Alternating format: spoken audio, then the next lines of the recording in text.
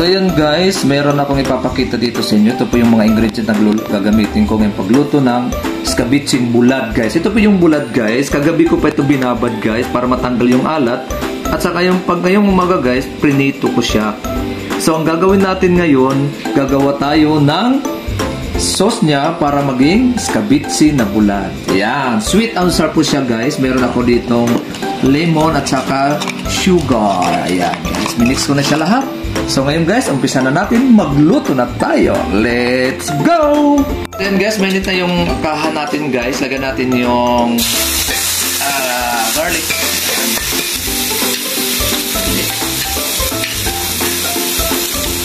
Mix muna natin guys. Para mas malalo siyang bumango guys. Tapos, ilagay natin yung tomato. Ayan. Guys, maraming tomato guys. Ayan. Para sustansya yan guys. Para sa katawan natin.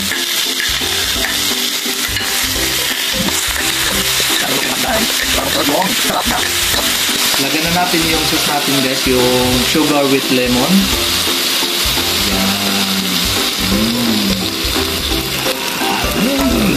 Tumarawa. Guys, lagyan natin ng paminta guys. Ayan, para medyo maanghang siya guys. Ayan. Kunti lang. Tapos, mix natin guys. Ang gagawin natin dito sa susunod guys, ilagay na natin yung bulad natin isda. Ayan. So, yung isda guys, yan ha. Ayan. So, ang gagawin natin guys, ihalo natin, i-mix natin guys para lalong sumabsorb yung lasa niya guys. Ayan. Sarap yun. Hindi na guys. Hindi natin ang pampaganda at pampasustansya pa. Ayan. Ito na guys. Pakita ko sa inyo. Yan. Di ba? Yan. Guys. Focus yung panin ko guys. Yan. Guys, okay na siya. Luto na siya. Gawin. Patayin muna natin yung apoy. Ayan. Tapos kainan na. Let's go guys. Kain na tayo. And guys, ang ulam natin ngayon is scabitsing bulad, toyo na isda, at saka meron ako itong linagang gulay, okra at saka ampalaya.